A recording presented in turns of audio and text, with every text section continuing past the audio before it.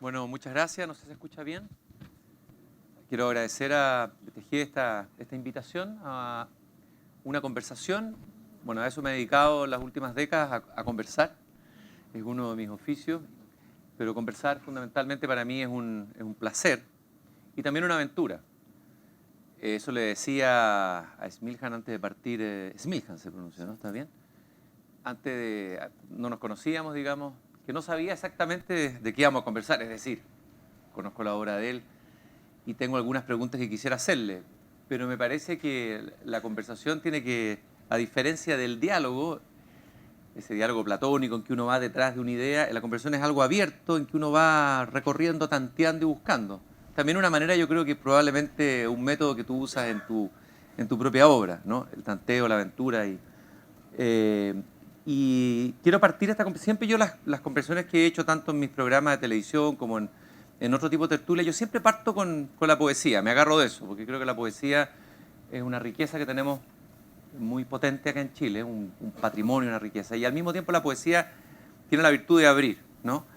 Y ahí da como una primera deriva hacia una posible conversación, y bueno, voy a partir con un poema que tú conoces, y por lo demás, con ese poema le colocaste el título a una de tus obras, que es el poema del ángulo recto del arquitecto Le Corbusier.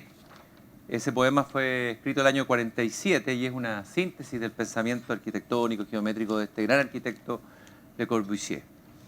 Y escogí un fragmento que dice: el universo de nuestros ojos reposa sobre un llano bordeado de horizontes, el rostro vuelto al cielo. Consideremos el espacio inconcebible, hasta ahora incomprendido. Descansarse, extenderse, dormir, morir, la espalda en el suelo. Pero me he puesto de pie, ya que tú estás erguido, he aquí listo para actuar, erguido sobre el plano terrestre de las cosas comprensibles, en la naturaleza, en un pacto de solidaridad. Es el ángulo recto, de pie, vertical, ante la mar, he aquí solo tus piernas, algo así, dice el poema, este fragmento del poema Le Corbusier. Primero, preguntarte, ¿por qué escogiste ese poema de Le Corbusier para esta casa? Y podemos hablar de o casa o refugio, porque tú hablas a veces más de refugio que de casa. Bien.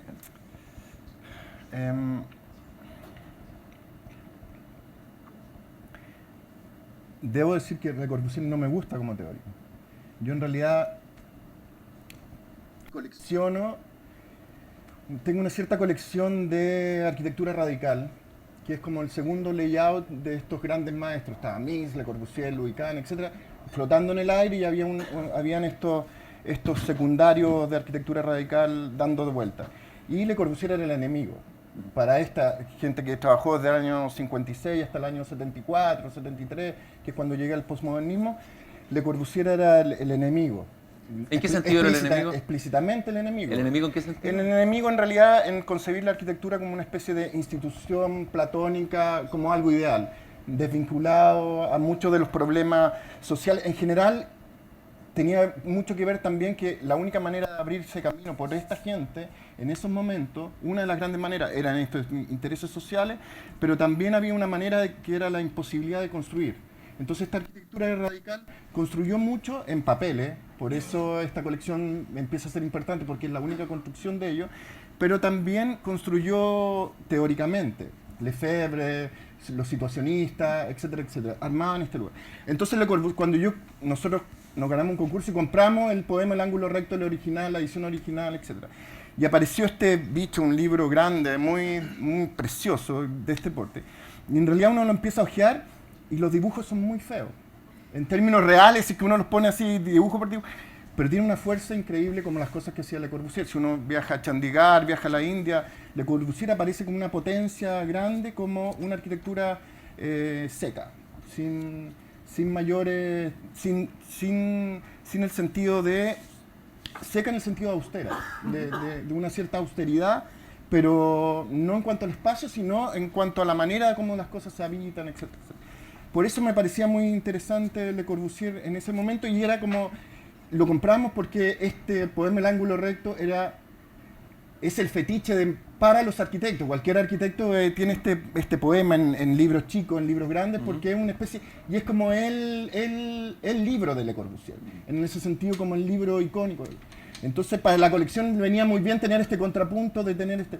Pero lo lindo que hay en el segundo capítulo, lo tiene dividido no me acuerdo, en 9, y el segundo capítulo es sobre la carne. Y hay una litografía que aparece alguien dibujando como si uno estuviera con la mano así, dibujando un paisaje donde hay una mujer en cruquillas, donde hay se ve como una especie de pierna, que podría ser el pene, también erecto, se ven las piernas al fondo, hay una nube y eso, pero con la mano acá arma una especie de bóveda. Esa imagen, esa litografía, es lo que me interesa el poema del ángulo recto. Más allá de lo que dice el poema del ángulo, que habla justamente en el párrafo que tú mencionaste, habla del hecho del ángulo recto, que es para Le Corbusier esta cosa de el ser humano erguido frente a la naturaleza, de poder mirar el horizonte, que siempre lo vincula a relaciones de contemplación. Que era lo contrario de toda esta otra gente, que era al revés, evitar la contemplación, evitar la idea de forma, de perseguir una forma determinada, sino someterse a hechos que ellos le llamaban los soft, hechos que no tenía que ver con las columnas y eso, sino con todo lo que pasaba alrededor de ellos, colores, olores, cosas que son mucho más efímeras en el sentido, pero que arman ambiente finalmente. Entonces, en realidad el gusto por el poema El ángulo recto es un gusto, no es lineal, así no es que no es ese fetiche, para mí no es un fetiche, es como tiene varias capas. Tú hablas ahí de esta arquitectura radical o arquitectos radicales, pero a ver, ¿cuál arquitecto sí te emociona, sí te ha significado una sacudida, un encuentro, algo estimulante para lo que tú has hecho en tu trayectoria? Es difícil que uno hable yo siempre creo que la arquitectura es caso a caso. Uno con que la chunte una vez en la vida ya está listo. O sea, que uno lo haga muchas veces, son muy pocos arquitectos que lo pueden hacer. En Chile, la mejor casa que hay es la de Miguel Ayquem en Colina, lejos. La mejor casa que está Germán del Sol, que es increíble. Si uno ha ido a las termas geométricas, es un viaje. Uno se va ahí donde la idea de cuerpo cambia, la idea de la sensación con la naturaleza cambia, este río rojo bajando desde el volcán, hace que todo se transforme en una especie de nuevo paisaje. Y afuera de mi generación, Cristian Querés, hay mucha gente joven, Nishizawa, hay mucha gente joven trabajando. Pero me entusiasman mucho más estos arquitectos radicales, Utopía en Francia, los situacionistas, Kiesler entre Austria y Estados Unidos, muchos de estos arquitectos que no lograron construir, así que no lograron construir en términos físicos, pero sí construyeron una teoría que por lo demás armó más o menos todos los proyectos desde los años 90 en adelante. Todos los proyectos que se construyeron en este boom de la arquitectura eran proyectos que venían desde los años 60, investigándose desde los años 50 y terminando el 70 y tantos. Pero tú sí lograste construir, ya construido en abundancia y de muy variados registros, diría yo. Y me da la impresión, te escuché por ahí o te leí por ahí, hablar de que la arquitectura para ti era más construcción que arquitectura. Me gustaría que me explicaras esa idea. Lo que pasa es que la palabra arquitectura, o sea, en realidad no es un tema es un tema de concepto. La palabra arquitectura siempre necesita de un especialista, que es el arquitecto, que se supone que es especialista, que sabe de algo, que eso es lo que vendemos nosotros sabemos de algo. En definitiva es como raro decir que uno no sabe nada, pero es más bien difuso el campo y eso es lo atractivo que tiene. Pero necesita este especialista. En cambio la palabra construcción es una palabra a mi modo más abierta. Un homeless construye, un niño construye, un artista construye, un arquitecto construye, se autoconstruye la ciudad casi completa. Es muy rara la ciudad que viene planificada. Entonces, es una palabra donde mucha gente puede participar. Y en ese sentido, cuando uno le toca trabajar con artistas, es una palabra más cómoda porque uno habla no habla sobre una idea, sino habla sobre un objeto real, sobre algo físico muchas veces. Y eso genera una mayor relación con tu interlocutor, si es que existe o no. Y también pierde esta condición que tiene que ser bonita, que tiene que ser icónicamente bonita, que tiene que tener algo que ver con el espectáculo. Y la construcción, sobre todo en obra gruesa, que es como se llama el libro de BTG, la obra gruesa es como cuando la arquitectura todavía no es bonita, cuando todavía no tiene el decorado, que cuando todavía no trata de ser algo todavía se mantiene en su austeridad primaria, y eso es lo esencial en definitiva. ¿Cómo llegaste tú a la arquitectura? ¿Llegaste por azar o en elección? ¿Tenías clara cuando saliste del colegio? No. ¿En qué estabas? ¿Cómo es tu...? Yo dibujaba bien y no mucho más. ¿Sí? ¿Ya? No, en esa época no había, yo lo veía, no había una cierta angustia por lo que uno iba a estudiar. Uno salía del colegio, más o menos habían 3 carreras, 4 carreras respetadas, entre comillas, y uno elegía como, oye, ingeniería, leyes, arquitectura, y habían 3 o 4 universidades tampoco, no había posibilidades de tener una variedad mucho. Entonces, no sé si era más fácil la elección o por lo menos era menos angustiante y menos, o uno era más naif y yo entré nomás, no es que me preocupara mucho. Entré con ganas de cambiarme el primer año a Derecho, o sea, como es el primer año era como el desvío y me dio lata dar de nuevo la prueba de aptitud académica y me quedé en arquitectura. ¿Y sabías algo de arquitectura? Nada. Nada, absolutamente nada. Nada, no. Incluso es más, antes de la prueba especial de la Católica, me soplaron que era Le Corbusier. O sea, es como, oye, Le Corbusier fue obra. O sea, nada, absolutamente nada. No, y tampoco es que me interesara mucho, no era un tema recurrente. ¿Sí? ¿No? En mi casa, nada. Pero ¿y cuándo te das cuenta? ¿Cuándo hay una epifanía, una casualidad, un azar? ¿Cómo decides que tú te vas a dedicar tu vida? No sé si me di cuenta, en definitiva. No sé. Lo que sí terminando la carrera, era un periodo muy político, lo vivimos, yo la pasé muy bien en ese periodo político en la Católica, fue muy entretenido, estábamos muy conectados con la Escuela de Arte, entonces como ambiente, que yo creo que es lo mejor, como ambiente era muy fructífero, era muy, que me doy cuenta ahora, ¿no? En ese momento tampoco me daba cuenta, y tuve muy buenos compañeros de generación también, era una muy buena generación, por lo tanto, no el problema que estudia, sino con quién lo estudia. Muchas veces el mundo se arma con los amigos más que con otra cosa, y por eso es tan difícil el mundo, que no somos todos amigos. Sí. Oye, pero ¿y en la escuela misma algún profesor, algún maestro, alguien que te haya dado una pista o que te haya despertado algo en ese momento? Montserrat Palmer, no sé si la conoces, Montserrat Palmer. Sí. Fue decano de la Católica, y ella fue bien impresionante. Me hizo clases el segundo año, pero después hicimos un concurso con ella juntos para el Pabellón de Sevilla, con Teo Fernández también, pero yo nunca lo tuve como profesor, lo tuve solamente como yo era ayudante de él y después fui socio en algunos proyectos con él, que también en mi formación fue extremadamente importante porque era un personaje que venía llegando de España, justo en los años 90 venía llegando a España, entonces venía con toda... En los años 90 se produjo una apertura en el sentido de tratar de recobrar un espacio público y hacer muchos concursos públicos. Entonces se abrió, igual que en España, en lo que estaba pasando en España, se abrió en Chile. Y muchas de estas oficinas que venían de afuera empezaron a concursar con estos. Muy pocos proyectos al final se lograron hacer. Uno de esos es la estación Mapocho, que todavía no se termina. 30 años después todavía está la cosa a medio morir saltando, no han terminado los últimos pisos, es bien angustiante en ese sentido. Pero es un momento que se abren los concursos, lo cual para nosotros era bastante extraño. Como no existía como norma en ese momento.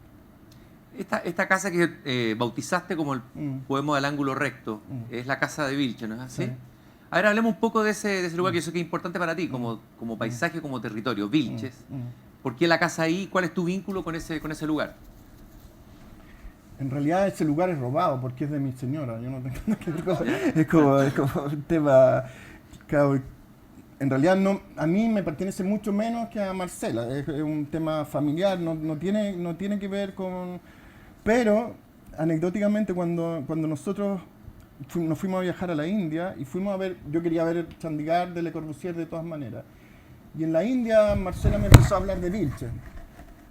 Y a mí Talca al interior, en la cordillera, me sonaba pésimo. Era una cosa como, yo decía Talca al interior, uno cuando vuela en Talca sube la temperatura, en Chillán también, entonces era una cosa que yo decía, ¿cómo será esta cosa en la cordillera? Bueno, Vilche era bastante impresionante, es una cordillera... Es una cordillera más... Siempre la sensación, cuando uno no se mete a la cordillera en Chile, está afuera, es como una especie de cerro de tierra que tienen unos roqueríos en las puntas y cuando nieva es precioso, pero son como unos cerros un poco más amorfos, como un poco estructurados. Vilche, en cambio, tiene cerros de roca potentes, donde la vegetación llega hasta un punto. Es un lugar, es un silencio increíble y es la manera de poder tener una distancia física con el resto, que es una parte importante del refugio. El refugio lo único que hace es mantener el alejamiento con respecto a lo otro. Y eso es bien importante. Y eso tiene que ver con la arquitectura, que uno lo debería tratar de hacer en todos los edificios más o menos lo mismo. Tratar de mantener un cierto alejamiento, una cierta distancia con respecto al mundo que lo rodea. ¿Sí? Hay una cierta proximidad rara que uno tiene que establecer con el mundo, una tensión entre cuánto abre, cuánto es público, cuánto es privado, etc. Entonces Vilches tiene esa relación esa sensación de refugio que a nosotros ha sido... Es un problema familiar, como de historia familiar más que... Y tú hablas de refugio, y entiendo que prefieres hablar de refugio que de casa. A ver, profundicemos un poco en el concepto de refugio. ¿Qué es lo que te interesa ahí? Lo que pasa es que en general cuando a nosotros, nuestra generación, la arquitectura chilena de nuestra generación, no digo, se abrió mucho, los clientes se atrevían a apostar en las segundas casas y no en las primeras casas. Primeras casas tenía algo que ver con la inversión y en cambio las segundas casas era como ya estamos más relajados, en la playa, no sé. Pero en general la sensación es que son casas de poster village en general, como de ver el paisaje, como esta sensación de no, tengo 2 días a la semana para... Entonces hay como una especie de televisor con el paisaje adelante. Entonces está esta relación con la naturaleza de plena exposición. Un refugio es totalmente lo contrario. En refugio la persona no tiene esta sensación de turismo, porque la persona que vive en el lugar, o que ha vivido en el lugar, o que quiere vivir en el lugar, sabe cómo funciona la naturaleza, entonces no tiene que estar mirando la naturaleza. Es como las casas rurales, en Chiloé, por ejemplo, que agarran una casa, la tiran al mar y la ponen en otro lugar. Entonces uno dice, ¿pero qué relación tiene con el sitio? Bueno, ninguna relación. Tiene la relación con las gallinas, con el perro que ladra, con que tiene que estar a cierta distancia de la playa para bajar el bote. Hay unas ciertas relaciones funcionales que tienen que ver no con un hecho visual, sino con un hecho de reconocimiento de estar uno a uno en la naturaleza, de estar con la naturaleza y no en la naturaleza, en uno a uno. Entonces, el refugio tienden a ser opaco, a no mirar los exteriores, a promocionar un interior, una cierta vida interior. Hay algo monacala ahí, ¿eh? Hay algo, tiene que ver con las meteoras, con el Monte Athos, tiene que ver con los monasterios, de los monjes, tiene que ver con que se arman reductos, y esa es la gracia de hacer una casa. Es lo mismo que el teatro, uno pone una puesta en escena, pero que no va a durar, que crea un cierto ambiente, pero que no dura 1 hora, sino que dura 30 años. Ojalá, aquí dura siempre menos, pero ojalá 30 años. Entonces, uno hace un cierto reparto y la gente se mueve de cierta manera en esta casa y crea un cierto ambiente, relaciones con los hijos, Entonces el refugio es una de estas relaciones más bien extremas, en el sentido de que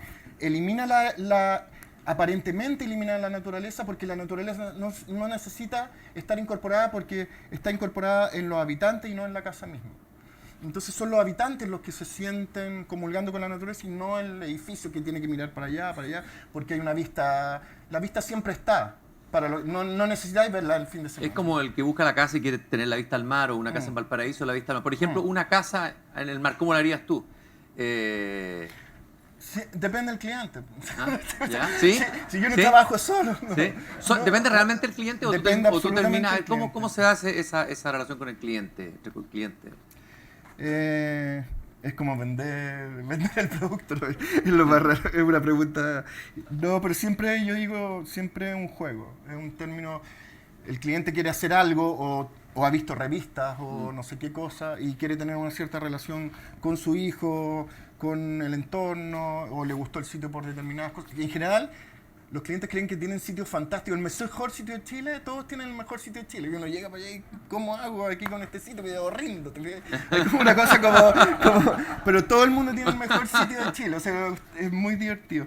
Bueno, tan esa expectativa y están las expectativas que tiene uno. O sea, yo no parto de cero nunca.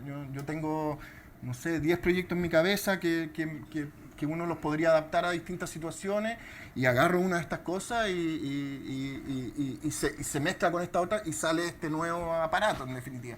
Pero no es que uno parta de cero, como venga una iluminación poética y uno del lugar, no. Hay una cosa de profesional, en definitiva, que uno tiene que responder en un mes y medio, en general. No me demoro. Y después de eso hay un cierto juego, pero en general yo hago 2 anteproyectos, no hago más que 2. Y nunca me ha tocado hacer 2, en realidad. Siempre como que la chunto a la primera y ha sido como... A veces me he encontrado con que no hay posibilidades, pero la gracia de eso es que cuando tú en realidad puedes hacer 2 proyectos buenos en un lugar. No puedes hacer 4, 5, 6, este juego con el cliente, vamos viendo qué va pasando. Eso no existe, eso es mentira y es como... El problema es que uno puede hacer 2 y lo demás es terminar peleado. Yo prefiero seguir en ese sentido, lo más sano es decir, oye, yo te puedo hacer 2 bien y claro, como esa es la... Todo usaba ahí te escuchaba la palabra juego y la palabra niño cuando hablaste como el niño hace un refugio. ¿Hay algo en la manera tuya de hacer arquitectura que tiene que ver con eso, con el juego? Como el niño que sigue jugando, digamos, de alguna manera el arquitecto, ¿o no? Bueno, este libro viene a demostrar justamente lo contrario. ¿Ya? El libro Obra Gruesa, porque está esa sensación y este libro en realidad trata de ambientar lo que es arquitectura, por eso se llama Obra Gruesa. Arquitectura ilustrada por Smiljan Radic. Significa que hay una cierta ilustración, un cierto manifiesto, una imagen que uno quiere dar sobre... Porque normalmente estos libros que son recopilación de obra, están las plantas, las secciones, un texto, alguien escribe un texto al principio como explicando lo inexplicable que viene después, pero hay como ese repertorio común y corriente y analiza cada obra como si fuera un hecho en sí mismo, pero que tiene estos parientes. Muchas veces no alcanzan a armar como un ambiente global. Entonces este libro trata de hacer lo contrario, que en realidad es armar el ambiente global, decir qué ha pasado del 2000 hasta el 2015, y decir estos son los principales proyectos, no porque sean importantes en escala ni nada, sino porque marcan cierto itinerario en este problema. Entonces, pero este libro tiene planos de ingeniería, tiene cuentos completos de Wilde, de los hermanos Grimm, tiene poemas, tiene textos de otra gente, pero no referidos a la obra, sino a casos específicos. Y tiene dibujos, tiene maquetas que se hicieron gratuitamente, tiene una serie de elementos que no tratan de encerrar los objetos y definirlos como si fueran... y cada proyecto además está analizado desde un solo punto de vista. Por ejemplo, esta casa, lo importante son las vigas, por cualquier cosa. Eso es lo que se muestra. No se muestra el objeto completo. Entonces, se trata de decir que esta cosa no es un mono pintado, sino que tiene una cierta complejidad. Y tiene que ver con ingeniería, tiene que ver con estructura, tiene que tener como una complejidad de herramientas que hay alrededor que son importantes. Y que tiene que ver con el juego, pero un juego bastante instruido. Un juego, además que demora mucho tiempo, además que quita el sueño. Un juego que no es al final la ocurrencia que llegó del cielo y apareció ahí de improviso. ¿Y el título Obra Gruesa tiene algún guiño o con el libro de Nicanor Parra? Absolutamente. Que publica en la Universitaria el la 69. 69. Sí. Obra Gruesa. Lo que pasa es que es buscando... Yo en esa época...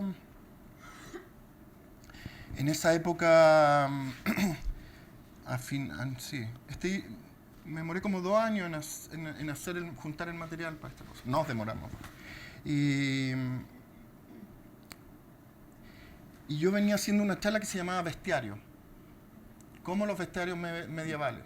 Entonces los bestiarios medievales, hay una sensación muy linda en los bestiarios medievales que tú juntáis la mitad de un león, la mitad de un águila y armáis un grifo. Y esto lo aumentáis en escala 7 veces, 8 veces, y aparece un monstruo legendario y le agrega una significación diabólica al principio, cristiana al final, y aparece un personaje increíble. Y está muy bien, y en general está muy bien dibujado. O sea, tú crees que esa realidad puede ser posible. O sea, hay una cierta convicción en esa imagen. Y venía dando esta charla, y lo bueno, ¿por qué la venía dando? Por lo mismo que hablábamos al principio, que yo creo que uno no necesita ser creador de forma, sino que necesita juntar elementos para poder hacer algo nuevo. No necesita ser Dios e inventar animales distintos, o sea, sino poner la en arquitectura es más conjunto. combinatoria que arte creador, ¿no? Por lo menos lo que yo hago, sí. Yo lo siento así, por lo menos. Como que aparezcan cosas raras después, eso es otro problema, pero eso es el asunto. Entonces yo venía hablando de estos bestiarios y ya la charla me tenía hasta la coronilla. Estaba cansado de dar esta lectura en todas partes del mundo y resultaba muy bien porque la gente quedaba muy contenta, como alivia mucho, porque decir, oye, no tienes que hacer nada creador, sino combinar cosas. Hay muchos estudiantes que eran, oye, qué buen método, así que vamos agarrando pedazos de todos lados. Hay un cierto truco para hacer los collages no salen solos. Entonces, estaba en eso y al principio apareció esta idea de ponerle bestiario y en algún momento buscando título apareció Obra Gruesa como un tema. Porque me gustaba esta sensación de que, porque yo quería poner muchos planos de ingeniería.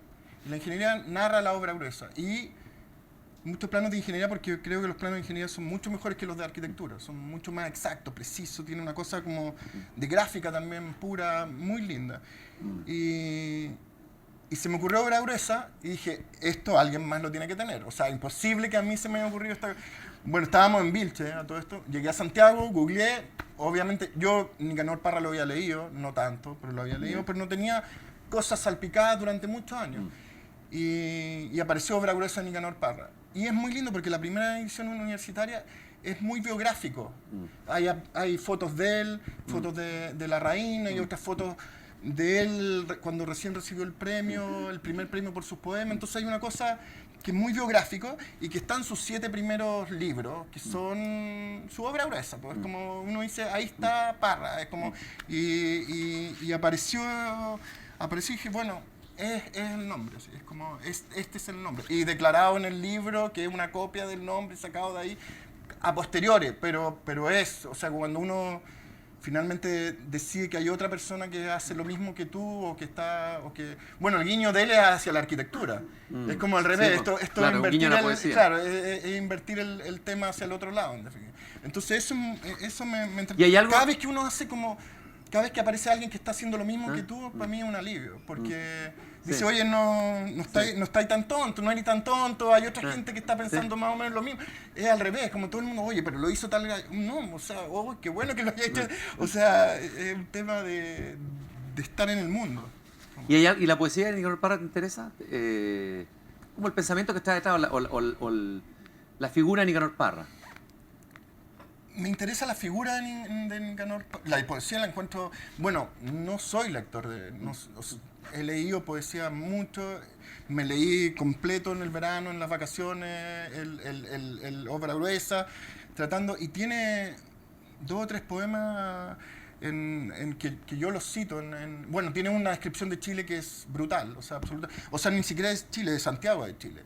Que es como... Los campesinos, da risa ver a los campesinos de Santiago de Chile caminar con la... Caminar con sus miedos, incluido en sus miedos de tipo sexual, de tipo, no seguridad, pero de tipo... ¿no? Papá, y termina con que somos apenas paisajes. Creemos el país, pero somos... ¿Qué te parece esa afirmación? A ver, creo que es extremadamente atingente. Si uno la lee si uno lee el poema, narra a Santiago como si fuera una especie de sembradío de polvo, como si no existiera nada, en definitiva, y como si los habitantes no existieran. Y es un tema que en esa época no puedo conseguir qué estaba mirando realmente, pero uno lo podría aplicar ahora, y en esta ciudad de la sospecha, donde el espacio público ya no aparece, porque todo está... Yamel Altit tenía una frase que era muy buena. Uno puede entrar a los barrios solamente como familiar o como ladrón, pero nunca como ciudadano. Y es terrible, y está dicho a raíz del padre mío, hace 20 años atrás, quizás el padre mío, algo así. Entonces está esa sensación, y eso es aplicable para toda nuestra ciudad. Es muy distinto trabajar acá que trabajar en Europa. Me tocó hacer un paradero de buses, que las señoras van a limpiarlo. Van a limpiarlo en la semana, ellas van a limpiarlo en Austria. Entonces hay una cosa como que los límites, las seguridades, los temas de relación con el espacio público han cambiado. ¿De alguna manera el espacio público se ha pulverizado? O sea... En uno de los escritos hablo del sembradío, es que esta foto de Man Ray, sobre el vidrio, el polvo acumulado en el vidrio de Duchamp, y habla de esta relación de que no hay ruina, hay restos solamente. Si uno ve incluso ahora en esta ciudad que parece mejor que la que teníamos hace 20 años, aparece todo puesto a un lado del otro. No hay una cierta, no hay jerarquía, no sé si tiene que haber, yo no lo estoy tomando en términos negativos. Lo que sí es negativo es el ambiente que produce. Esta sensación de sospecha general que es angustiante. ¿Sí? Es muy difícil proyectar en una ciudad así. Yo estoy haciendo ahora dos cosas en Concepción, por ejemplo, el Teatro Regional del Concepción, que va a ser una obra importante, que está quedando increíble, etc. Y estoy haciendo en Boca Sur, una de estas poblaciones estigmatizadas, supuestamente violenta, y uno proyectar ahí es muy difícil. Es siempre previniendo lo que puede pasar. Entonces, frente a incertidumbres, uno tiende a proteger las cosas más de la cuenta y a endurecerlas. Es el miedo, finalmente. Es un miedo... Pero es un miedo institucionalizado, que es distinto a un miedo casual, ¿te fijas? Es un miedo que está en el ambiente. Entonces, tú pones una baranda X, no, esa baranda se la van a robar al día siguiente, pero que se la roben, no sé cómo, como veamos qué pasa, ¿te fijas? Como, no se puede. Entonces, este tema, y eso es por completo, o sea, desde ese barrio que es absolutamente marginal hasta cuando uno hace una casa carísima que también es lo mismo pero en el otro sentido, te fijas, esta sensación de protección. Y eso hace que el espacio público, como relación, como esto de entrar como ciudadano a las cosas, se pierda y no existe. O sea, realmente encontrar espacios públicos en Santiago no es fácil. En general, cuando se abren, se tienden a encerrar. Siempre las discusiones, ¿qué reja le ponemos prácticamente? O sea, el parque forestal es una cosa impresionante por eso. No digo que las cosas no estén pasando, digo que es complicado proyectar ahí. Es complicado hacer ciudad con eso. Te leí una entrevista que decía que a ti no te interesaba el urbanismo. Es cierto, porque te veo que te interesa el espacio público, no solamente la obra. Lo que pasa es que no me interesa como construcción, me interesa como problema, pero no como construcción porque... Las experiencias que yo he tenido, que sobre los 10.000, 12.000, 15.000 metros, las cosas públicas empiezan a ser por etapas. Y ya la segunda etapa ya es un desastre. La primera etapa por parte, pero ya la segunda etapa ya la cosa se desvió para otro lado, llegaron otra gente. Entonces los proyectos se partieron acá y se empiezan a diluir y terminan en nada. Si nosotros nos ganamos, el 2000 nos ganamos el barrio cívico Concepción y se acaba de terminar... Ni siquiera la última etapa ahora, 17 años después, de la cual yo no participé. Porque dije, esto fue mi proyecto, que lo haga otro, que siga adelante con la ciudad. No me interesa estar 20 años encadenado a un proyecto, es un martirio. ¿Te fijas? Entonces dije, ya es más o menos esto lo que hay que hacer, háganlo. Y lo hizo otro arquitecto, nada que yo no fui nunca. A ver. Hay un desprendimiento así que uno debería poder hacer. Pero la ciudad es muy complicada. Pero en ese sentido que si algo no se puede construir, creo que es malo. O sea, es malo para la ciudad, es malo como política. Y esta experiencia con el teatro que estás construyendo, que he visto las fotografías, en realidad se ve fantástico lo que estás haciendo ahí. Cuéntanos un poco, ¿y qué ha pasado en relación a esto que estamos hablando? Con ese teatro, ¿cómo lo pensaste? Bueno, ese teatro se suponía se supone que es un teatro regional. Nosotros siempre lo pensamos como un teatro nacional. Además porque el programa que tenía venía del Teatro Municipal de Santiago. Entonces era un programa bastante poco flexible, no era muy acorde a lo que estaba pasando en el teatro, en los teatros. Y tenía un problema de programa, que nosotros lo adaptábamos en cierta medida, etc. Y tenía una ubicación fantástica, pero en un momento muy crudo, además que era después del terremoto. Entonces, pero este teatro venía desde los años 40, cuando se cayó el teatro para el otro, el 39 o el 40 fue el terremoto, se cayó el otro. Estaba en el imaginario público de Concepción muy en la cabeza. Y se dio la coyuntura que había estado hecho, se hizo un proyecto en el Río, después llamaron a este concurso, y este concurso lo llamaron, que a mí me pareció muy atractivo por un problema de limpieza general, era con jurados internacionales. Y que por eso nosotros participamos inmediatamente, pero participamos con un proyecto y dijimos, no vamos a ganar esta cosa, como diciendo, como hagamos un proyecto el que queremos hacer, y apareció esta cosa. Pero era muy divertido porque las bases decía que queremos un edificio firme, robusto, para que no se caiga con los terremotos, había una cosa como paranoia, entonces uno llevaba, todas estas cosas llevaban los proyectos a hacer unos pilares así, entre más firmes, y nosotros hicimos unos pilarcitos de 30 por 30, un edificio de 20 y tantos, con una trama muy tupida, cosa que la cosa estuviera apoyada como en palitos. Y lo envolvimos en una carpa. Entonces, la carpa también tiene esta sensación de ocultar un espacio interior por dos cosas. Uno, para que los espacios intermedios, que es donde la gente se debería juntar, como plaza pública, los espacios de relación de las personas que... En Chile normalmente uno entra a un hallcito, abre la puerta y se mete a la sala. El espectáculo debería partir... En Europa los halls son extremadamente importantes porque es como el momento de llegar una hora antes y empezar a compartir con la gente, empezar a ver cómo van vestidos, qué se puso, y van a la ópera. Y no sé, la ópera en Viena hace 2 óperas en el día, o sea, una cuestión realmente impresionante. Entonces, tiene que ver con ese tipo de argumento. Entonces, pero estos espacios que están intermedios están bajo una carpa, literal. Claro. O sea, no hay acá ni doble fachada ni nada. En Europa me preguntan, bueno, ¿y la segunda fachada? No hay segunda fachada. No hay un problema de confort, que hay un problema. Y estos tipos se relacionan dentro y entran después de un recorrido largo a la sala. Entonces, se promueve esta cosa pública del espectáculo y se promueven estos espectáculos que son a nivel nacional, que tiene que ver con que Concepción toma este teatro y pueda tener relaciones con Buenos Aires, pueda tener relaciones con Estados Unidos, con Europa, con Santiago, etc.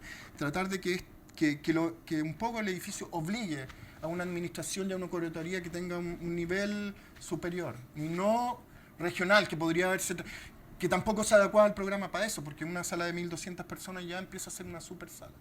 Entonces estaba esta idea de envolver un edificio, que era el teatro, envolverlo para quitarle la idea de institución como la institución. O sea, el misterio queda afuera, porque el misterio del teatro es cuando uno entra a la sala, ¿no es cierto? Se apagan las luces y ahí está, pero ahí el misterio quedó como afuera. Quedó afuera, es como, claro, es como que uno entra al teatro, debería entrar, y uno debería descubrir que este espacio es más complejo, es más...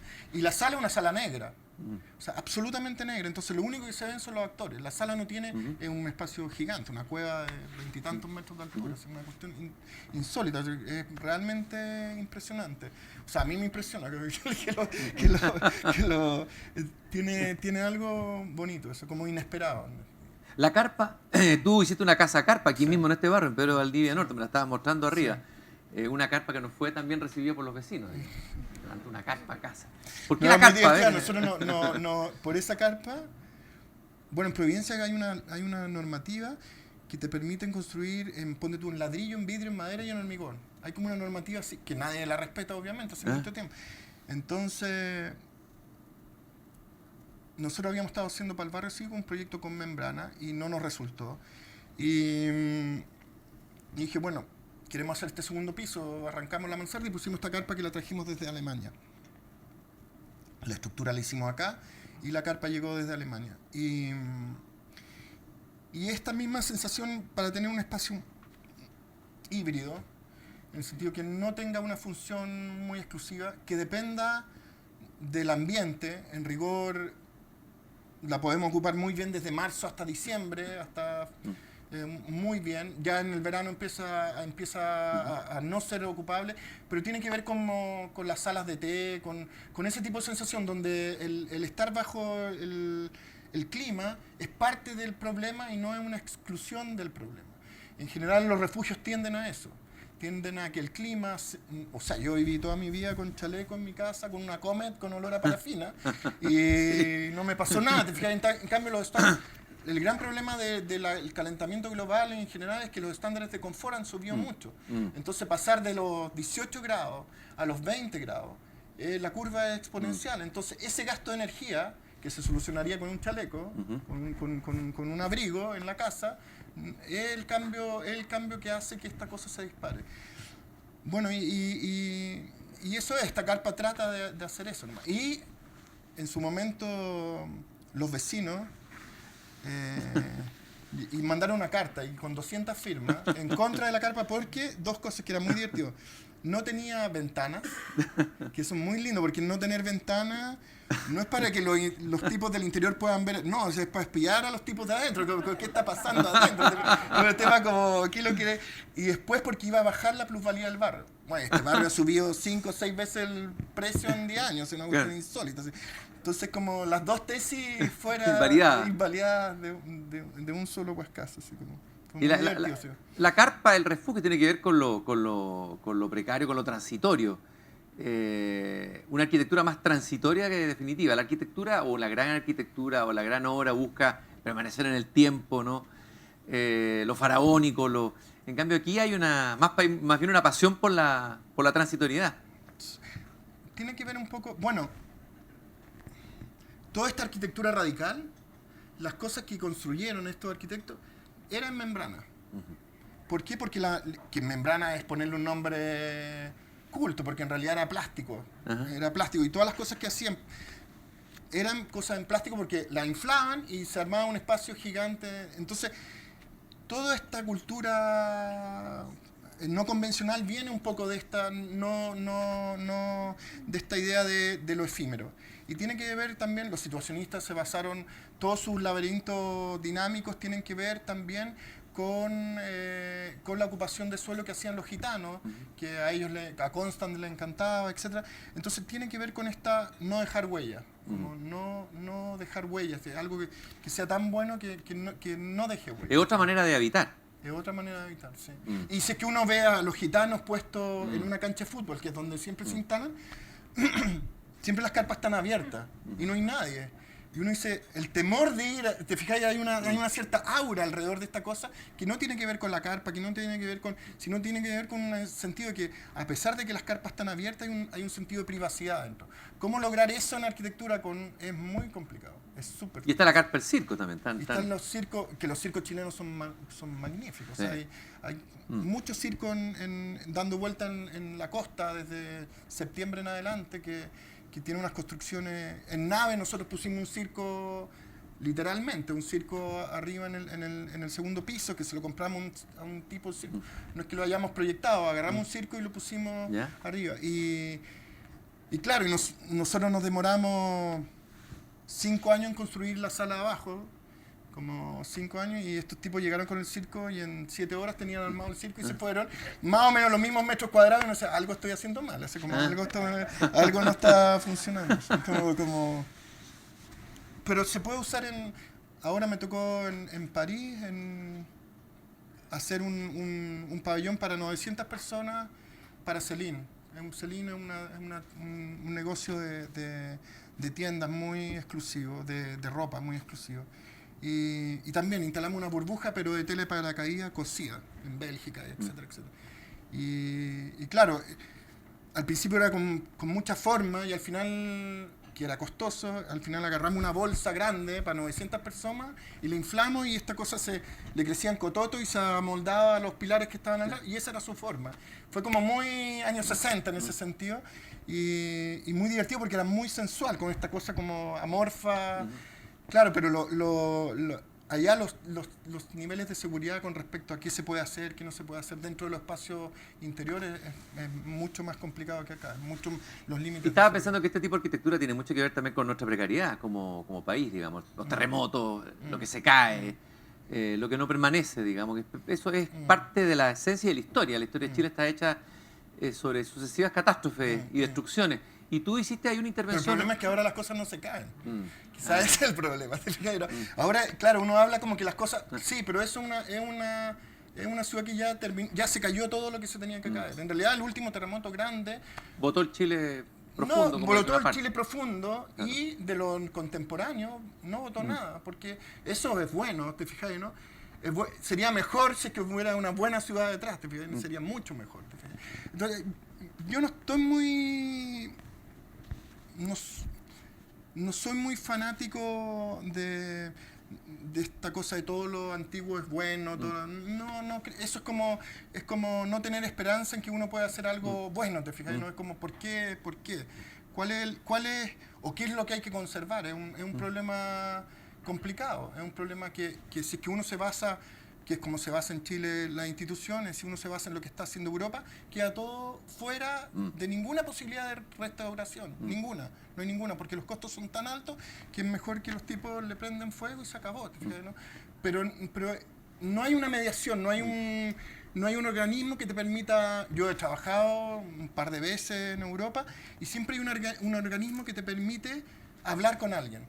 Pero entablar un diálogo, decir, oye, me parece, esto es lo que dice la norma, pero creo que esto podríamos hacerlo porque esto contribuye de tal manera a la comunidad, etcétera, etcétera. Hay un cierto diálogo que te permite no salirte de las normas, pero sí flexibilizarlas. Eso no existe en Chile. Eso hay un territorio oculto, un territorio y he tenido problemas. O sea, hemos tenido problemas en ese sentido. Tú hiciste una intervención ahí después del terremoto.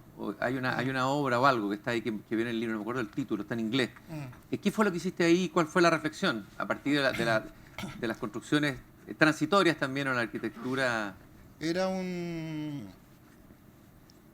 una instalación que hicimos con Marcela Correa en la Bienal de Venecia, que para nuestra generación, que era una bienal, era la 12ª bienal, que la hizo el 2010 Sejima y Nishizawa, que son como... Hay como siempre son una generación mayor, no Nishizawa determinada, pero Sejima sí, pero son de estos personajes que tienen un nivel intelectual superior, tienen una calidad plástica superior y son amigables, son esta cosa amable y que es muy japonés además. Uno siempre está japonés, a mí me encantan los japoneses por este sentido de la amabilidad que tienen. Y esto organizaron y nos llamaron con Marcela para hacer para hacer algo en la Bienal.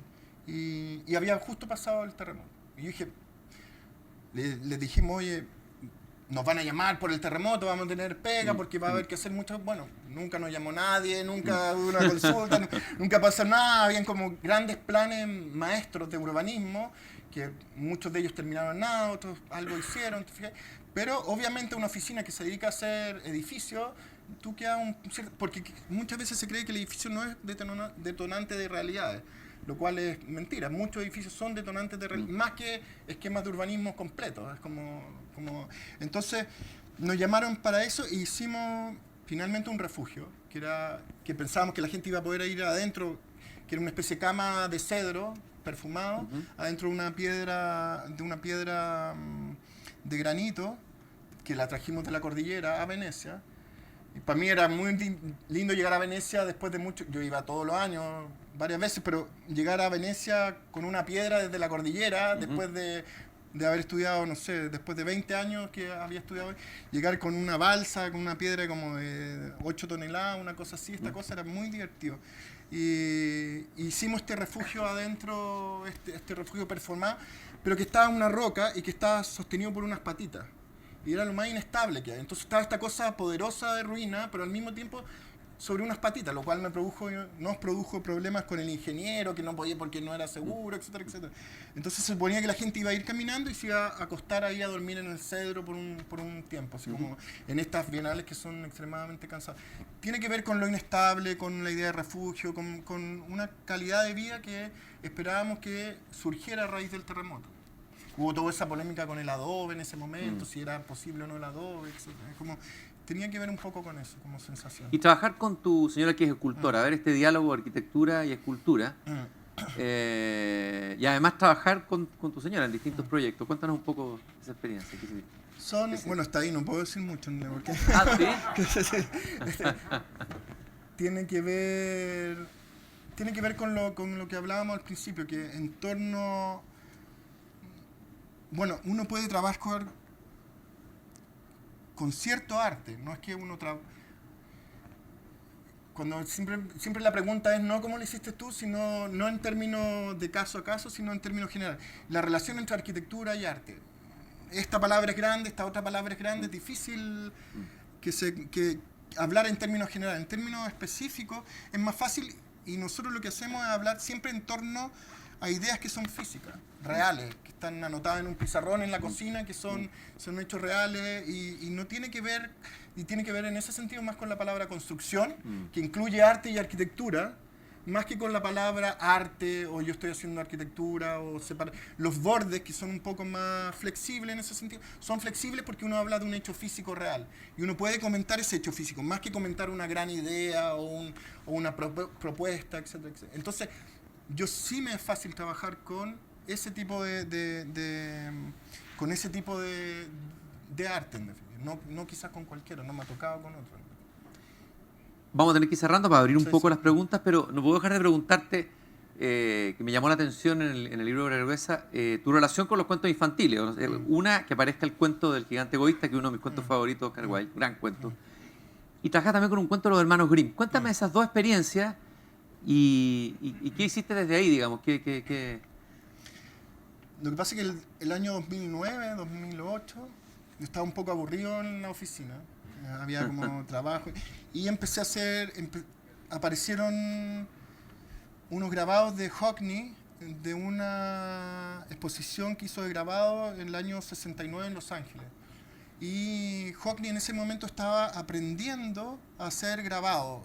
Aprendiendo, en realidad, los grabados son unas piezas maestras, o sea, no sé qué estaba aprendiendo el tipo, pero en todo su grabado practicaba todas las Aguafuerte, Punta Seca, todas las técnicas las aplicaba porque estaba aprendiendo. Y una cosa increíble, preciosa. Y esta exhibición era basada en los cuentos de los hermanos Grimm. Y hay dos, que son las dos, una de las 3 o 4 más famosas, litografía, grabado. Uno era el niño escondido en un huevo y el niño escondido en un pez. Son dos que son clave en esa exposición. Y yo llegué a través a los cuentos a ese cuento que es el Lebrato Marino, a ese cuento de los hermanos Grimm a través de Hockney. En general se llaman ekphrasis, que es como describir textualmente algo que existe visualmente. Esto es como el inverso de eso, es como describir visualmente algo que existe solamente textualmente. Y ese cambio, es parte de la historia de la arquitectura. La Torre de Babel, el Arco de Noé, muchos arquitectos han practicado ese tipo entonces yo haciendo estas cosas podía estar dentro de la arquitectura sin estar dentro de la arquitectura. Entonces hacía estas maquetas que se suponía interpretaban estos cuentos, pero que no tenían ningún fin último. Eran maquetas, eran juegos. Bueno, después llegaron unos clientes raros que me dijeron construyamos esto otro, y siempre aparece alguien más raro que uno que dice construyámoslo cada uno. Entonces, la Serpentine nació de ahí, etc. Entonces, el Lebrato Marino es muy lindo porque en términos generales propone la idea de transparencia y opacidad, la idea de refugio, que son estos huevos y este pez, etcétera, contra la idea de la torre transparente, que es una princesa que mira su entorno y propone que el tipo que llegue arriba a la torre se casará con ella y será. Entonces tenía una torre con arriba con 12 ventanas, que cada una era más transparente que la otra, entonces era un panóptico que podía ver. Entonces pillaba a todo el mundo y pilló a este tipo en el huevo, después pilló a este tipo. Y lo lindo es que hay dos cosas bonitas, que dio más oportunidades a este tipo, le dio 3 oportunidades. En general daba una sola y los mataba a todos porque era buen mozo. Entonces, como este tipo era buen mozo, tuvo 3 oportunidades. Y hizo esta. Y la tercera vez, cuando logra alcanzar a la princesa, es porque ocupó un truco. O sea, lo que gana no es la arquitectura, sino que gana la inteligencia humana para llegar a esta cosa. Pero en general está esta idea de panóptico contra la idea de refugio, que es un poco lo que es la arquitectura contemporánea. Esta idea de la transparencia total y transparencia, como entre más vidrio, más transparente, más público, más y que al final uno sabe que es más opaco, menos público, más al revés de lo que pasa, y opacidad es un tema como mal visto. Entonces están estas dos cosas como en contraposición en el cuento. Por eso está puesto completo en el libro. ¿Y el gigante egoísta? El gigante egoísta porque tiene una partida muy linda ese cuento, que es que Va a visitar a un ogro, ¿no? al ogro Cornual. De Cornualles. Sí. Va a visitar al ogro y va a visitarlo por 7 años. Y se demora 7 años hablando con el ogro. Está 7 años hablando con el ogro. Y es muy lindo porque... ¿Cómo habrán sido esas conversaciones? O quizás no conversaron nada. Quizás Claro. pero terminó porque estaba cansado. Lo dice explícitamente. Sí. Y vuelve y lo encuentra a su castillo lleno de niños. Es un tipo que viene cansado y espanta a todos los niños, lo echa porque ya está hasta la coronilla, quiere estar solo. Entonces es como la imagen del refugio, de lo que tiene que ser. ¿Cuánto de público? Bueno, después viene el tiempo, el clima, y destruye todo, llega el invierno y hace que este refugio, que era una cosa opaca para él, egoísta, sola, lo tiene que abrir. Claro, y ahí uno dice, bueno, el gigante egoísta siempre es como y tiene esta cosa cristiana de atrás, pero bueno, tiene esta cosa como que es el malo de la película, y en realidad es súper comprensible. O sea, tener una cantidad de niños gritando en tu patio, o sea, yo cerraría esta cuestión sin ningún problema, o sea, me parece, entonces la idea de refugio, al final, como forma, era una especie de toro, que el toro es una forma geométrica que permite tener un espacio interior aislado, permite tener tu patio propio y permite tener... Pero eso no es contradictorio con lo que decía al comienzo, de una sociedad que se esconde, que se segrega, que tiene miedo y que se encierra. Entonces, ¿cómo Pero conciliar es esas dos cosas, el refugio con el espacio público? Es distinto andar siempre con sospecha a establecer cuál es tu espacio propio. Son dos cosas, yo creo que no son contradictorias, son distintas. Andar siempre con la sospecha, como lo describe Parra, es distinto a establecer que uno no puede andar conectado todo el día en el WhatsApp porque no hay comunicación, sino hay solamente hiperconectividad, que no es lo mismo. Entonces, los refugios tienden a esta cosa, a establecer márgenes de distancia que son importantes y encerrarse en sí mismo. Pero no son contradictorios porque si es que yo voy donde ti, no me desnaturalizo, no pierdo mi naturaleza, sino que establezco otro tipo de relaciones. ¿No tienes WhatsApp? ¿No tienes página web? Te admiro. Yo hasta hace poco era igual, pero ahora siento que traicioné y crucé la línea y estoy arrepentido. A ver, me interesa esa reflexión tuya sobre ahora. No, pero no es un hecho ideológico. No, es pero, un hecho, es un no, hecho, práctico, real, sí. digamos. El tiempo físico es un tiempo, no es un tiempo físico real. Si yo, o sea, tengo mail. Por mí no tener mail, pero es 1 hora y media todos los días contestando mail, 1 hora contestando mail, uno lo multiplica y además tiene algo muy pérfido, que es muy fácil enviar las cosas, nadie habla por teléfono, lo cual es como divertido, pero es raro. Yo ya estoy viejo, o sea, yo hablo con esto con mi hijo y o sea, es otro tipo de relación. Pero bueno, es la relación que tiene uno. Pero es un problema de tiempo real, ¿eh? No tiene que ver con que me parezca mal o bueno. Yo no tengo ningún problema con eso. No es un problema moral, es un problema físico, si tú no quieres decir, como en términos reales, de cuánto puedo hacer, cuánto puedo estar conectado. Bueno, muchas gracias por haberte sometido no al interrogatorio, espero que no haya sido un interrogatorio, ni un confesatorio tampoco, sino una conversación. Le vamos a dar un aplauso a...